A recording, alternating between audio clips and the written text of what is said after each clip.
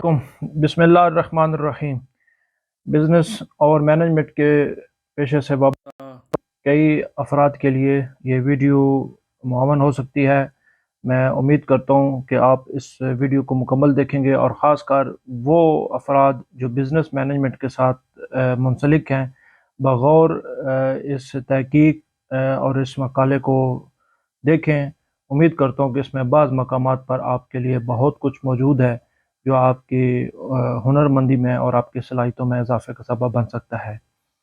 معزز ناظرین اور سامعین، ہم بہت ساری کتابیں ایسی پڑھتے ہیں جو معروضی خیالات پر ہوتی ہیں، اور کئی لوگوں کے خیالات ہم اڈاپٹ کرتے ہیں جو صرف اس ایک چھوٹے سے ذہن کی آموزش ہوتی ہیں۔ ہم ایک جو اسلامی دنیا میں موجود ہیں، ہمارے پاس بھی بہت سارے اس طرح کے واقعات موجود ہیں جس سے ہم اپنی مینجمنٹ کی صلاحیتوں کو بہتر کر سکتے ہیں، جیسا کہ دور نبوی ہے، کیسے اسلام کی آموزش ہوئی، اسلام کی آموزش کے بعد کیسے مدنی دور آیا، اور اس کے بعد جو بھی غزوے پیش آئے وہ سب ہمارے لیے مینجمنٹ سکلز بڑھانے کے لیے موجود ہیں۔ اس میں انشاءاللہ میں چند ویڈیوز اور بناؤں گا جو غزوہ احد پر ہیں، کہ کیسے ایک مینجمنٹ فالٹ اس میں آیا، اور مینجمنٹ کی کہی ہوئی ترتیب پر عمل نہ کرنے کی وجہ سے کیا نقصان اٹھانا پڑا۔ اس کے بعد جو غزوہ خندق ہے، کیسے مینجمنٹ کی گئی، اور سب سے بڑے صلح حدیبیہ جو ہے، یہ ہمارے لیے اس میں سیکھنے کے لیے بہت کچھ موجود ہے۔ تو آج چلتے ہیں اسلام کے اس سب سے بڑے منظرنامے کی طرف جو کربلا ہے۔ آج یوم عاشور، میں اپنے اس 2 سالہ پرانا مقالے کو جو کہ 2021 میں نے کسی میگزین کے لیے لکھا، آج ایسی ویڈیو کی ترتیب میں ڈال رہا ہوں، اور خاص کر اپنے ان ساتھیوں کے لیے جو میرے جیسے پیشہ ور ہیں اور کہیں سے انہیں تربیت نہیں مل پا رہی، کسی انسٹیٹیوٹس بزنس مینجمنٹ کی ڈگری موجود نہیں ہے۔ آئیں، بزنس مینجمنٹ کی ڈگریاں چند ذہنوں کی اختراع ہوتی ہیں، چند ذہنوں کی کلیے ہوتی ہیں۔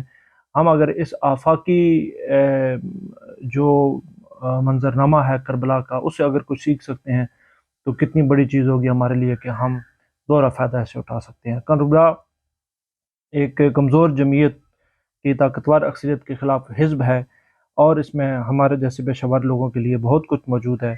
آئیے آج کوشش کرتے ہیں کہ اسے چند وہ سبق حاصل کر سکیں کہ جو یہ اگر آپ اسے بغور جائزہ لیں تو یہ کربلا کا واقعہ ہے، آخری دن کا، اور یہ جو سنٹر میں آپ کو یہ نظر آ رہے ہیں، یہی اسلامی سپاہ ہے 72 کے، یہ جو افراد ہیں، یہ ٹوٹل جو آپ کے سامنے آ رہے ہیں، اور سامنے جو صف بندی ہے یہ ساری کے ساری یہ فوج یزید ہے، شامی افواج ہیں۔ یہاں سے ہمارے لیے سیکھنے کے لیے موجود ہے کہ یہ 72 افراد کس طرح منظم ہو کر اس بڑے جمعیت کے خلاف انہوں نے حزب کی کوئی کمزوری ناتوانی نہ دکھائی، اور آج تک جتنی بھی عسکری تاریخ ہے اس میں اپنا نام پیدا کیا۔ تو چلتے ہیں، سب سے پہلے ہم اس انتظامی کیا کیا اس میں موجود ہیں۔ سب سے پہلے میں آپ کے سامنے جو پیش کرتا ہوں وہ اپنا پرانے مقالے کو ہم بڑھاتے ہیں۔ سب سے پہلے جو ہے وہ ہے ہدف۔ دیکھیں، کسی بھی آپ کو مینجمنٹ میں آپ جاتے ہیں، کوئی بھی آپ نے ترتیب دیکھنی ہے، تو ہمیں کربلا سے جو سب سے بڑا سبق ملتا ہے وہ ہے ہدف۔ سب سے پہلے ہدف کا درست انتخاب اور اس کا اصول کے لیے مربوط پلاننگ۔ جتنے بھی فیلیورز ہیں دنیا بھر میں، ان کے فیلیورز کی بنیاد یہیں پر ہے کہ ان کا کوئی ٹارگٹ بھی نہیں ہوتا، اور اگر کوئی ٹارگٹ ہوتا بھی ہے تو وہ صرف خیالی ہوتا ہے، اس کی کوئی مربوط پلاننگ نہیں ہوتی۔ اور اس کے لیے سب سے بڑی دیکھیں کہ یہاں امام حسین علیہ السلام سے پہلے کیا کیا، جو انکار تھا، یعنی بیعت یزید سے انکار۔ ہر انکار اور قیام آپ سے قربانی کی ڈیمانڈ کرتا ہے۔ اگر بیعت یزید کر لی جاتی تو مدینہ میں سکون سے گمنامی اور ذلت کی زندگی گزار لی جاتی۔ ایسے بہت سارے افراد ہیں جو کسی بھی مصیبت کے وقت انکار نہیں کر سکتے، اور ذلت میں رہ کر اپنی زندگی گزارتے ہیں، محرومی میں رہ کر جاگیرداری کے خلاف اور عصبیت کے خلاف اور طرح طرح کی مصیبتیں لیتے رہتے ہیں، لیکن انکار کی جرت ان کے اندر موجود نہیں ہوتی۔ وقتی سکون مستقبل کی تذلیل ہے۔ امام نے جو سب سے بڑا نعرہ لگایا وہ ہے ہاتھ من ذلہ کا انتظامی اور مقاومتی نعرہ لگایا۔ یہ ہمیں سب سے پہلا جو سبق ملتا ہے، پہلا سبق جو ہے وہ ہدف ہے، ٹارگٹ ہے۔ میکسیمم جو فیلیورز ہیں دنیا بھر میں وہ ہدف کے انتخاب پر ہیں۔ ہدف ہوتا ہی نہیں ہے، اور ایسے بے مقصد اور بے سمت زندگی گزاری جاتی ہے۔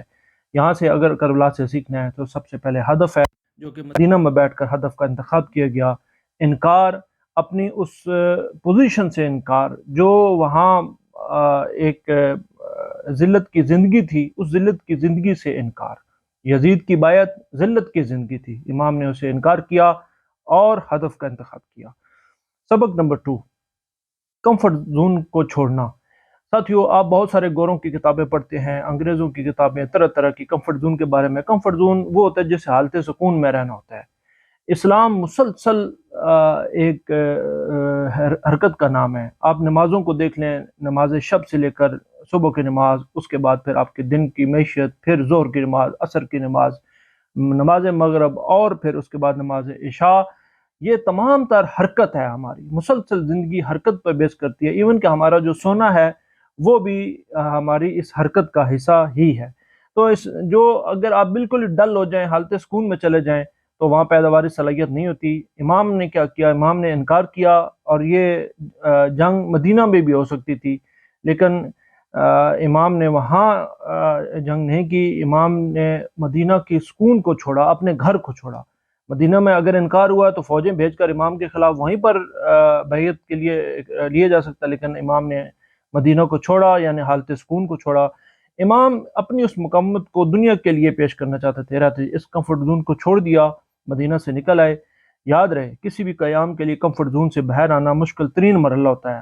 آپ میں سے ہر فرد یہ نوٹ کر لے کہ کمفرٹ زون کو چھوڑنا ہی سب سے مشکل ہوتا ہے، سکون کو چھوڑنا مشکل ہوتا ہے۔ اے سی کے کمروں میں بیٹھنا، سونے بالکل اس کو چھوڑ کر لگی لگائی نوکری، پیشہ وری کو چھوڑنا اور کسی نئے سمت میں جانا، یہ مشکل ہوتا ہے۔ لیکن کمفرٹ زون کو چھوڑنا آزمائش، طلاق کا زمانہ ہوتا ہے۔ ہر